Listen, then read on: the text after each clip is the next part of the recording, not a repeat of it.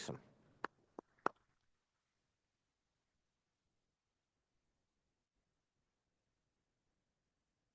Thanks for the kind introduction, Jeremy. Unfortunately, I am older than 23, but I'll try to use that to my advantage here today. So good afternoon, everyone. My name is Jason McDonald. I'm a senior fuels policy advisor with Imperial Oil. I don't get the chance to visit Saskatchewan very often, so it was a real treat when I was invited to speak with you all today. So maybe let me start off by thanking Dion and APAS for inviting Imperial to the summit. Really appreciate the opportunity to meet some of you in the ag sector, obviously to learn about the work that you're doing and the passion that you have, and obviously to share a little bit about Imperial and our journey that we've been embarking on here recently with respect to renewable fuels production and the benefits of those initiatives across the value chain.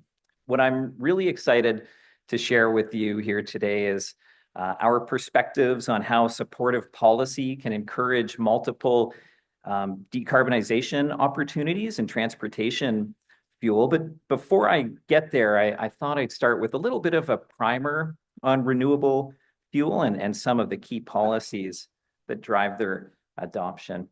I'm going to be honest with you, when I was putting this deck together, I wasn't really sure who the audience was going to be. So I don't know if what I'm going to share here this afternoon is going to significantly inform ag policy development, but I do hope that it scratches an itch and maybe at a minimum provides a little bit of information on, the renewable fuel and how renewable fuels can support a domestic seed oil market.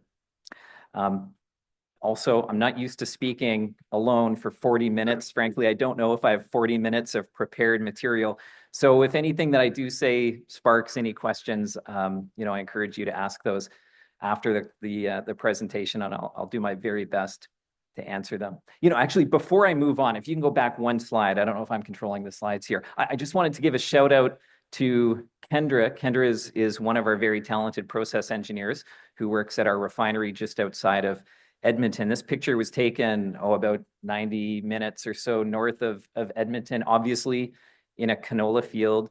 The gentleman standing next to her is the actual farmer who owns that land and works that field. And for someone like me who doesn't come from an ag background, I think this is a really great picture. It helps connect the dots a little bit from a renewable fuels perspective, from the folks working the land right through to the fuel producers. Okay, you can advance. Thank you. I know the focus of today's discussion isn't our traditional business, but I thought while I have a captive audience, be remiss if I didn't spend just a moment acknowledging Imperial's innovation and leadership in the Canadian energy industry for over 140 years now. We believe Canadians can have reliable and affordable energy, strong economy, and a lower carbon future. And that applies to our upstream business or our downstream, where we're Canada's largest petroleum refiner. We refine and sell about a quarter of the petroleum products that Canadians use every day. And our retail brands like Esso and Mobil are fairly familiar fixtures, I think, across the country. So it's with that very brief history and sector expertise that we're so excited to add renewable fuels to our portfolio. And I promise I'll speak more about those specific initiatives here momentarily. But like I said, I'd actually like to start with some more fundamental concepts. Next slide, please. Thank you. So maybe starting with renewable fuels. When I say renewable fuel or renewable energy, I'm referring to fuels that are derived from renewable resources. And there's plenty of examples. For example, biofuels like ethanol derived from corn or sugarcane, or maybe biodiesel or renewable diesel derived from vegetable oils like canola oil, soybean oil, or even animal fats. There are also non-biogenic examples of renewable fuels. So one is hydrogen derived from water and renewable power, could be solar, could be wind, for example. One thing that all of these renewable fuels has in common is that they're generally a lower carbon intensity than their pure fossil-based alternatives. And I'll define carbon intensity here shortly. While we're on this topic, I just wanted to point out a common misconception that's out there regarding biogenic diesel fuels. Terminology is really important, especially to fuel nerds like me. It actually means something. And biodiesel is not the same thing. It's not the same product as renewable diesel. Biodiesel, perhaps you've heard it called FAME, or fatty acid methyl ester.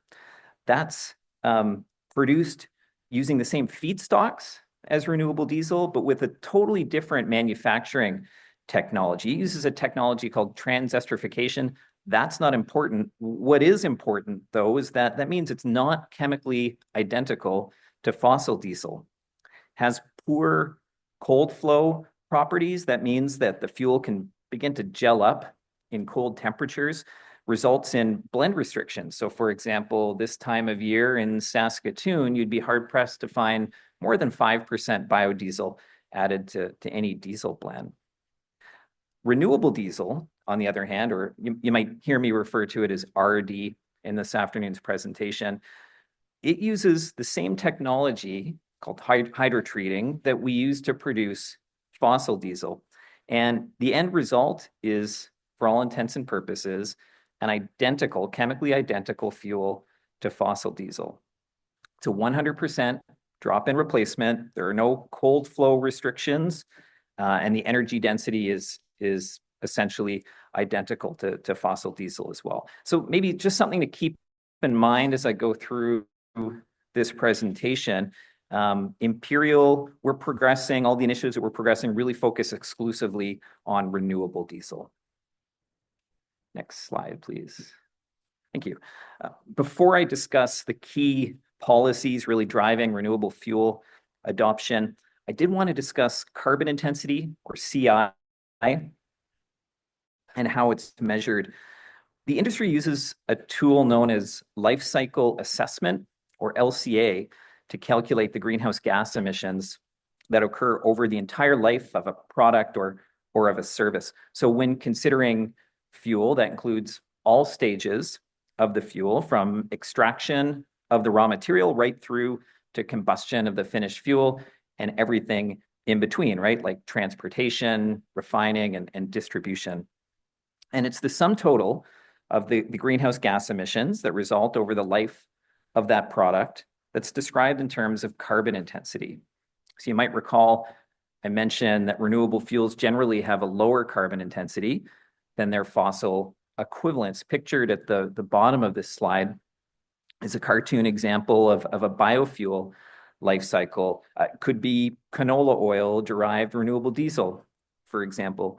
You can see the reason for the lower carbon intensity is that some of the CO2 emitted during the life cycle, illustrated here really is the combustion, is then reabsorbed by the crop that's used as a feedstock for the fuel in the first place. Next slide. Okay. So with that understanding of what we mean by carbon intensity and how it's measured, I'd like to talk policy. So the challenge when it comes to many renewable fuels today is that, frankly, they're more expensive than their fossil alternative. It's true, and most of the folks in the room here probably know better than I do the value of canola oil. When I was putting these speaking notes together about 2 weeks ago, things may have changed now, but about 2 weeks ago, canola oil was valued roughly 1.5 times that of finished diesel. So pretty tough to make the math work on any venture when your input is valued higher than your output. So to incentivize renewable fuel production and renewable fuel use, jurisdictions around the world have instituted all sorts of different policies. Some, kind of use carrots and some sticks. In Canada, we have a mix of federal and provincial regulations that mandate renewable fuel use. The policy that's receiving sort of the most attention here recently is a national mandate known as the Clean Fuel Regulations, or the CFR. The regulation was effective as of mid-2023, and it's intended to do several things. First, reduce greenhouse gas emissions in the transportation sector. Second, to promote technological innovation and adopt clean technology use. And then third, improve air quality and public health. So I think all pretty respectable goals. Achieving those objectives relies on two separate aspects of the regulation. The first are volume standards, and second, carbon intensity reduction. So maybe I'll start with the volume standards. The CFR requires that a minimum percentage of fuel sold in Canada is renewable. So specifically, it has a mandate that 5% of the minimum renewable volume in gasoline and 2% is a minimum renewable volume in diesel. By the way, most provinces already have minimum renewable volume standards. So for example, in Saskatchewan, it's actually more strict than the CFR, requires 7.5% minimum renewable volume content in gasoline and that same 2% in diesel. And just, I thought it might be of interest. This is a very similar concept to the main renewable fuel programs in the US. You might have heard of the RFS, or the Renewable Fuel Standard. A couple more acronyms I'll throw at you here because you might have heard them in the news. Under that US Renewable Fuel Standard program, the amount of renewable content is called the RVO, or Renewable Volume Obligation, and the mechanism used to track that renewable volume in the RFS are known as RINs, or Renewable Identification Number. RINs tend to get some airtime in the media. So just wanted to share that from a volume perspective, that's pretty similar to the US program. Next slide, please. Thank you. Okay, so that's the volume component. The second aspect of the CFR, and frankly, the more impactful one, is the requirement to reduce the transportation fuel carbon intensity, right? So unlike the volume mandates, which simply require a minimum volume of renewable fuel, this requirement mandates that the carbon intensity of the total fuel pool decreases year over year. So the actual requirement is a 15% reduction of total fuel pool carbon intensity by 2030 from a 2016 baseline. The obligated parties under this regulation are the Canadian fuel manufacturers or importers, so parties like Imperial. The obligated parties, so we have to track and measure the carbon intensity of all the fuel that we produce and sell or import and sell into the Canadian market. We do that annually. And if the carbon intensity of that fuel sold is below the required threshold, then we generate CFR credits. If the carbon intensity is above that threshold, then we generate deficits. And at the end of every compliance year, the obligated parties must ensure that we've offset any CFR deficits with credits that we either create ourselves, different programs, or we purchase from the market. And ultimately, the CFR is very similar to other, more mature, well-established clean fuel programs like those you might be familiar with in British Columbia or in California. All these programs have a number of different ways to generate credits. So things like reducing the carbon intensity of fossil fuels can generate credits. Producing low carbon intensity fuel like renewable diesel can generate credits. Even fuel switching, like introducing EVs, can generate credits. Recall that those all help achieve the objectives of promoting investment or clean technology. And something you've probably realized as I've been sharing this is that this is a market-based regulation. So that the price isn't fixed by the regulation, it's based on the market, and no payments made by obligated parties go to the government. So this isn't a carbon tax, it's not any tax for that matter. Next slide, please.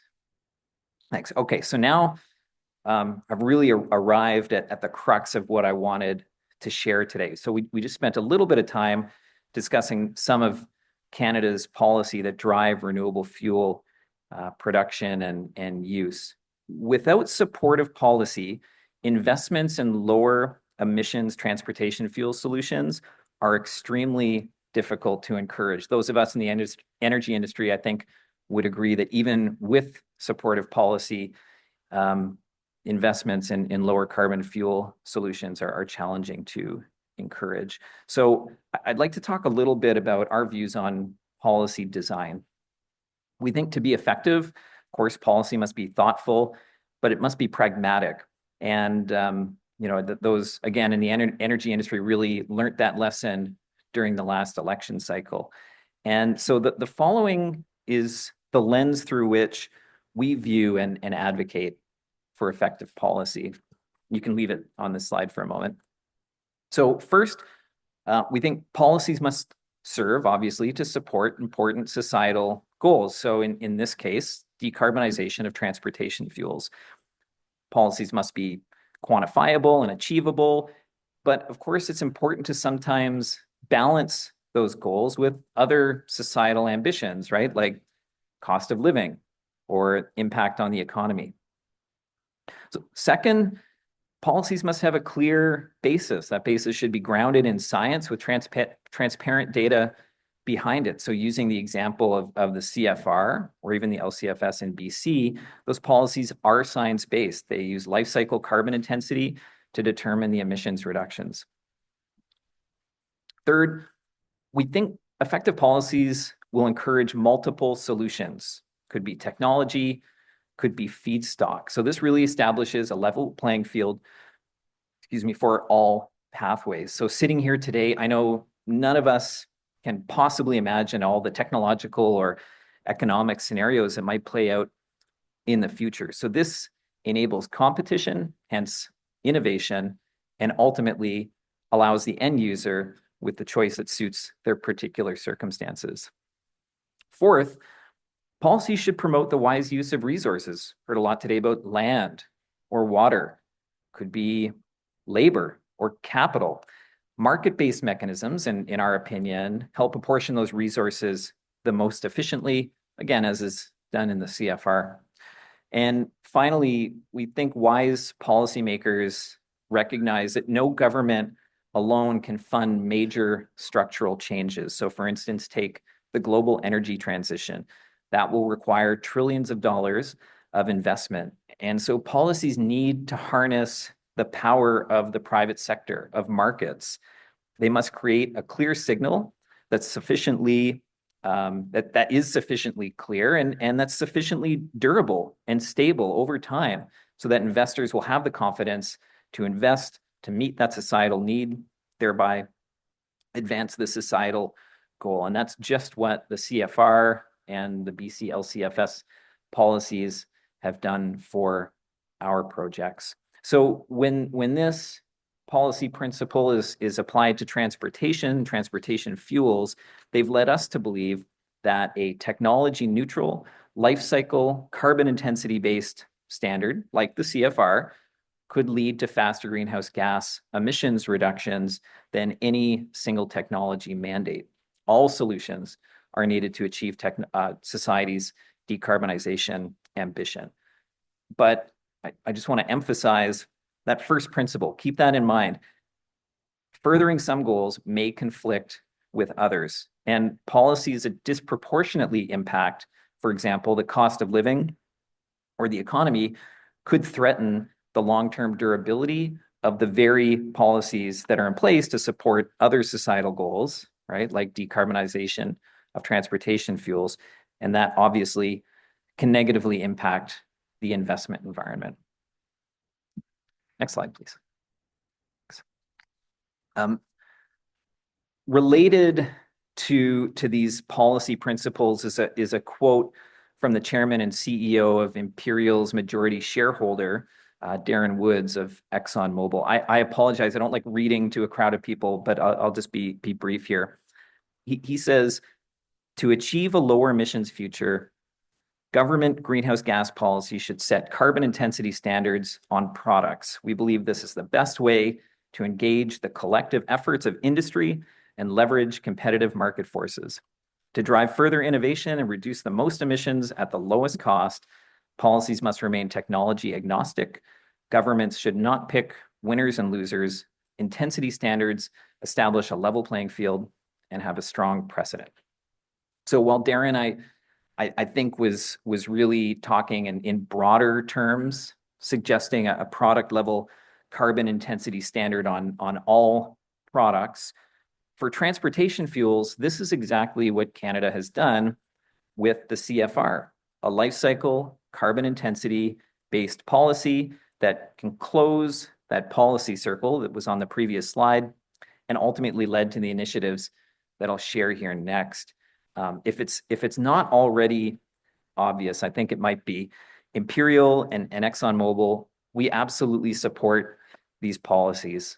But again, we think it's critical to note that these policies are fragile. And, you know, like some evolution of like the domestic content mandates, for example, that are I didn't speak about previously, but are now in place in certain provinces here in Canada. Those can threaten the supply of competitively priced renewable fuels that Canadians have access to, which can have unintended consequences, and those unintended consequences can threaten the durability of these policies. Okay, next slide. All right, so now I'll get to what these policies to date have allowed Imperial to invest in. So we have constructed, and as of July of last year, commissioned a grassroots renewable diesel facility at our Strathcona refinery, located just outside of Edmonton. It was an investment of over $700 million. It's the largest renewable diesel manufacturing facility in the country. We think in terms of kind of volumetrics. So the capacity is over 20,000 barrels per day, or over 1 billion liters a year. And maybe to help you all contextualize that a little bit better, this facility can process the equivalent of 2.5 million metric tons of canola seed per year. It primarily runs Canadian canola oil as a feedstock. I'll share some graphs later to put some additional context to that number, but that's equivalent to roughly 90% of all of the canola seed that Canada exported to China between the years of 2016 and 2025. So 90% of the seed exported to China in the last 10 years for this one facility. For me, when I learned that, I thought that was really, really staggering. Of course, renewable diesel will help reduce the CO2 emissions in the Canadian transportation sector, achieving some of those CFR goals. As I mentioned earlier, RD is a complete drop-in replacement of fossil diesel, doesn't have those same low temperature constraints as biodiesel does. We're using a proprietary ExxonMobil catalyst that will help us achieve those necessary low temperature fuel qualities, fully compatible with the demands of the Canadian winter driving season. Like putting a joke in here, even like those found in Saskatoon in the middle of March, apparently. On a personal note, I'm really proud that the very first standalone renewable fuel facility that will, one day be a larger portfolio for ExxonMobil, that the very first facility was made right here in Western Canada. So as a Canadian working for the company, I think that's really, really cool. And it was the policy environment that enabled that. Next, thanks. Like I mentioned, we spent over $700 million on the standalone renewable diesel facility, but between ourselves, Imperial, and our other peers in Canada's energy sector, we have billions of dollars of assets already in place. And we shouldn't shy away from deploying those assets to help decarbonize the fuels that we produce either. And one way to achieve that is by what's known as co-processing.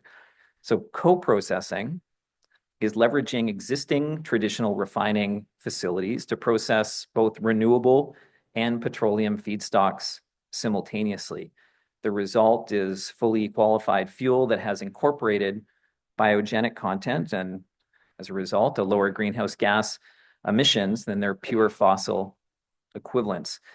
Unlike those standalone facilities, they leverage these existing assets. So things like utilities, logistics, experienced personnel, right? The scale of the industrial refining complex and those process units. And that means that these co-processing initiatives, they are typically much more capitally efficient, and they can be commissioned much, much more quickly than their standalone alternatives. And so Imperial is also investing in our refining network across Canada with production capability already online here in the West, and very, very shortly we'll have that same capability online in Eastern Canada. Next slide, please. Thanks. Okay, so I guess I'll pivot a little now and try to illustrate that the benefits of a domestic renewable fuel production, they go beyond just transportation fuel decarbonization and the greenhouse gas emissions associated with that, that policies like the CFR can drive. They extend across the entire value chain. This simplified cartoon illustrates the value chain, beginning with the production of, in this case, canola seed, and then ultimately the crushing of that seed that produces the oil and the transportation of that oil to the RD production facility.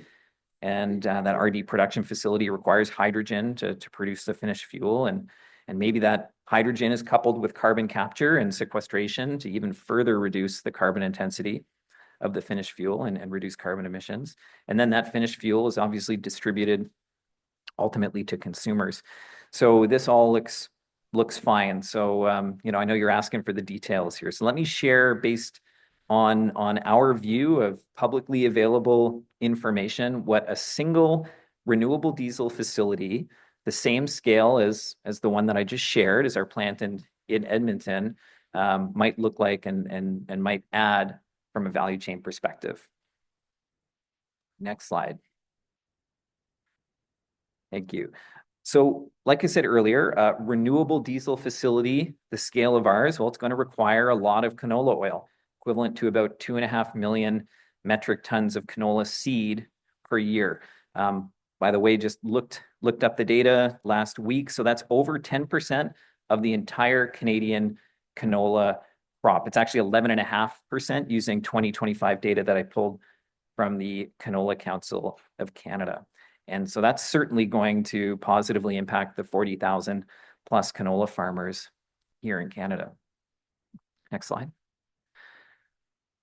So, here's the chart that I promised to show. Should mention, we're not looking to remove canola oil. We certainly don't expect to remove canola oil from the existing North American food market. What we'd like to see is the roughly 40% or so of canola seed that's currently exported from Canada get refined right here domestically. So again, in this chart, you can see the demand of a single 20,000 barrel per day renewable diesel facility relative to our historic canola seed exports to China over the last 10 years. So really significant. And frankly, this new biofuels demand signal has resulted in the construction of some new crush facilities right here at home. Next slide. So speaking of those crush facilities, 2.5 million tons of seed, that's going to require additional crush capacity. And that's maybe 3 new large-scale crush plants. It's over $1 billion worth of investment, and obviously the associated full-time jobs that come along with those new crush facilities. Next slide. And of course, transporting that oil can't be minimized either. That's going to require over 10,000 rail cars per year. Eric, I thought you'd be pleased to hear that. Previously mentioned that, the RD facility investment, over $700 million, and of course, with associated job creation. And that doesn't include the investment required for the additional hydrogen capacity that's needed. So data from Air Products Net Zero Hydrogen Complex that's publicly available shows over $1.6 billion investment, of course, with additional associated well-paying jobs. And all of those benefits are in addition to the reduction in Canadian transportation sector greenhouse gas production. So you can go to the next slide. So I think I'll wrap up here. I will share that Imperial aren't the only ones considering investments in lower emissions fuels production here in Canada. There are a number of exciting projects that are being considered, but all of them, each and every one of them, are underpinned by policy. And policies like the federal clean fuels regulation, they're complex. Frankly, I only scratched the surface of describing them here this afternoon. But like I said, they're also fragile. And we must, as Canadians, balance our decarbonization ambitions with other factors like the economy, like cost of living, like affordability, to ensure the long-term viability of these decarbonization regulations. To be clear, right, without these policies in place, those projects that I shared with you and their associated benefits across the value chain, they will not be considered economic, and the future investment we would not believe would be expected to be made here in Canada. So with that, I'll pause. I hope I've articulated that a domestic renewable fuel production has real positive economic benefits across the value chain. And frankly, I think it's an awesome opportunity for the Canadian ag sector. And listen, thanks for listening, and I'll do my best to take any questions that you might have. Thank you.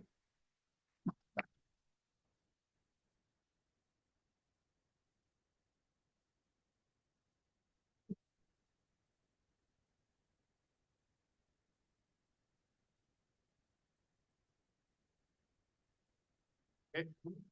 Aldred Dundern, how much fuel is coming over the border from the States by rail car into Alberta are you guys using? So I might let people down if you ask for specific numbers, and I apologize in advance. I don't know exactly how much fuel is coming into Alberta. There certainly is fuel that Canada imports, especially things like jet fuel. We don't produce enough jet fuel, for example, in Canada to use domestically. Imperial, we may import fuel from time to time. That's generally not the base business that we have. We produce enough to meet our demands here in Canada. Okay, well, it's coming over the border every day. How about used cooking oil? Yeah, absolutely. So the pots and pans in the refinery, they don't really care what the feedstock is as long as it's a triglyceride. So whether it's canola oil, soybean oil, used cooking oil, right, tallows, those are all totally acceptable from a technical perspective for these processes. I guess my concern is a lot of the used cooking oil is coming from China, and it's questionable how much palm oil is actually in it instead of using Canadian canola. And I guess personally, as a farmer, I would like to see it banned from coming from China back into Canada and to be used into the fuel system instead of using our own feedstocks. I think that's a really fair comment. I can say today, Imperial does not use any used cooking oil in our renewable diesel facilities. Like I said, from a technical perspective, it's not really a concern, but from a social perspective, it could be. The Europeans, for example, have had that very same issue where they have, I think, found there are examples of misrepresented used cooking oil. Like you indicated, maybe some virgin palm oil in that, or maybe a lot of virgin palm oil in that. And that's a real consideration. I think that's important to the regulators.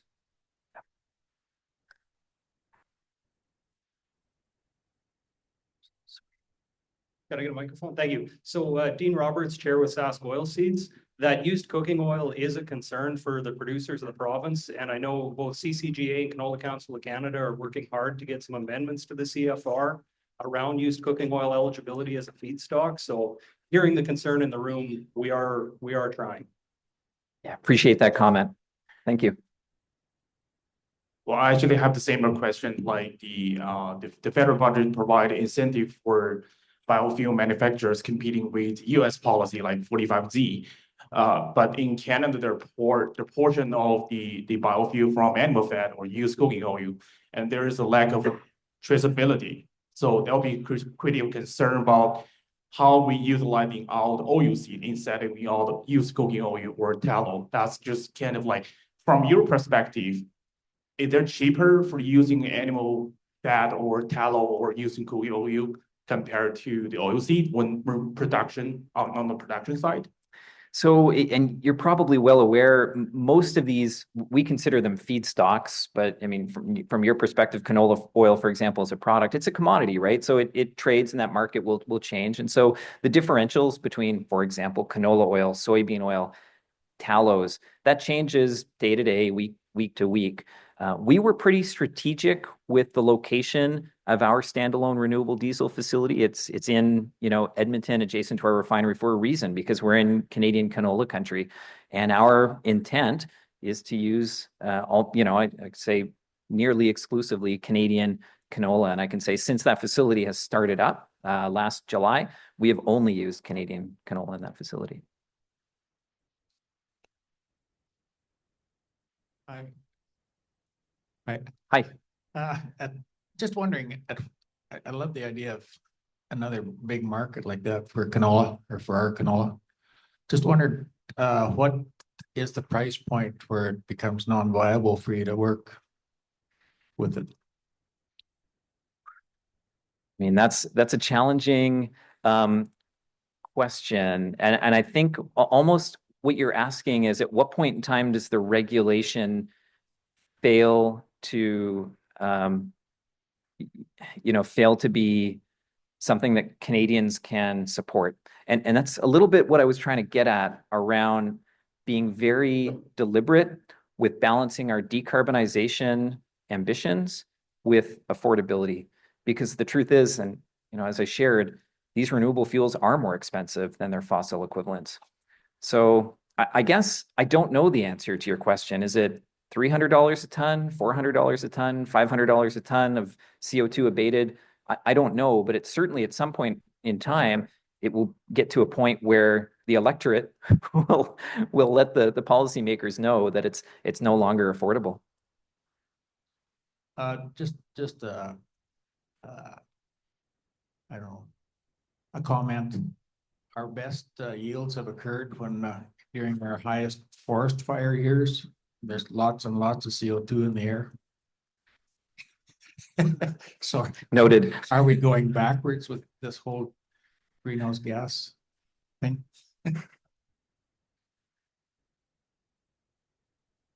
Yeah, yes, I've got a couple of questions. The first one is out of a liter of canola oil, how much renewable diesel is produced? In our standalone facilities, we have it, and it does change over time because the catalyst degrades over its life. But when the catalyst is new, it's greater than 95. It's about 95%. What do you do with the byproduct? So it depends on the design of the facility. So the byproducts can be things like renewable naphtha that could be blended into gasoline, or it could even be used for chemical production. And then renewable light ends, things like ethane, propane, butane, again, depending on the product, could be blended into gasoline, or it could be, combusted in process units, but of course, as a renewable fuel. So basically, you're using all of the. We're using either everything. all Absolutely. the way Yeah. through. Yeah, that's Have you right. done any work in regards to the amount of change in cost of total liter of diesel with the addition of the renewable into it in the area of lubricity? So yes, So we have. your additive packages, et cetera. Yep, absolutely. So we have a really good sense of what the quality differences are for renewable diesel versus fossil diesel, and obviously all of that diesel has to meet the ASTM requirements. So as a consumer, you may go to a station, doesn't have to be an Esso station, any station, and fill your truck up with diesel, and it may contain 70-80% renewable diesel, and you'd never know. All you know is it meets the ASTM requirements or in Canada, the CGSB requirements that would say, needs to meet these minimum standards to be sold as diesel to the consumer. So the question was, has the cost of your additive package been reduced? Well, lubricity and cetane number are quite a bit different for renewable diesel than they are for regular diesel. So you actually need to increase lubricity additive, decrease cetane additive. So I think it's relatively a wash at the end of the day. But in terms of the total, cost of the product, boy, the additives are pretty minor relative to the feedstock cost. Thank you. You're very welcome. Quick question. Hi. Alberta Federation of Agriculture. Where does ExxonMobil stand with bioethanol manufacturing? Like we've talked about biodiesels here. What about the ethanol side? Yeah, boy, I wish I was more plugged into what they're doing. I'm not familiar with any specific bioethanol facilities or even early stage project development that we're doing. That's not to necessarily say that, you know, nobody in the company is assessing that, but nothing that I'm aware of, unfortunately, that I can speak to. Yeah, you're welcome.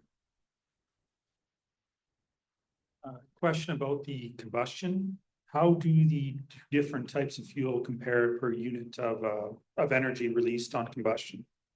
So energy density, is that sort of what you mean? Basically, Like yes. miles per gallon, if you want to think of it Well, that way? more or less the joules of energy per liter or something like that. Yeah, so ethanol, biodiesel have a lower energy density than their fossil equivalents. Renewable diesel, because it's for all intents and purposes chemically identical, has almost the identical energy density to fossil diesel. Yeah, you're welcome. Carl Cook, Manitou Lake. Is summer diesel still a heavier diesel, or does it just have biodiesel in it now, or renewable diesel? So renewable diesel could be blended year round because it doesn't have that cold property concern that biodiesel has. In the summer time, or depending where you are, you know, it could be in warmer climates, then you have the opportunity to blend biodiesel in, you know, during those periods of time. But is it still a heavier diesel, like that you get more power out of it than your winter? Yeah, so same kind of question around energy density, right? Yeah, so because biodiesel has a lower energy density than fossil diesel, the more you're blending that biodiesel in, then, you know, you could, I don't know if you necessarily see it just you know, driving around town. I don't drive a diesel vehicle, but yeah, you would see, or you would realize a lower energy density with the biodiesel blended in. Yeah, you're welcome.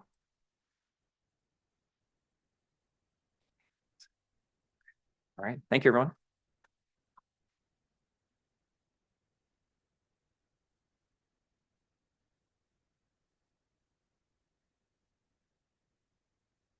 All that from a 23-year-old. Well done, Jason. Thank you very much. At this point, just before we break for our 3 o'clock health break, I would like to say APAS would not be able to put on these policy conferences and see as much value as we do without all of our incredibly valuable partners. They include the Chicken Farmers of Saskatchewan, Sask Wheat, Sask Oilseeds, Sask Barley, Sask FSA, Saskatchewan Cattle Association, Saskatchewan Pulse Growers, and Sask Soil. So thank you very much to all of our sponsors. At this time, I would like to invite, yes, thank you. At this time, I'd like to invite Lori and Randy back up to the stage for the final draw.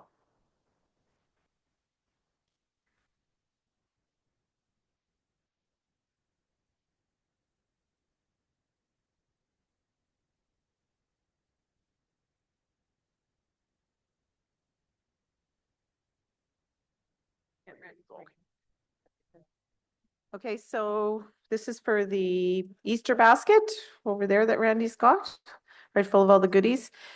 There was a lot of close numbers. But the winner is at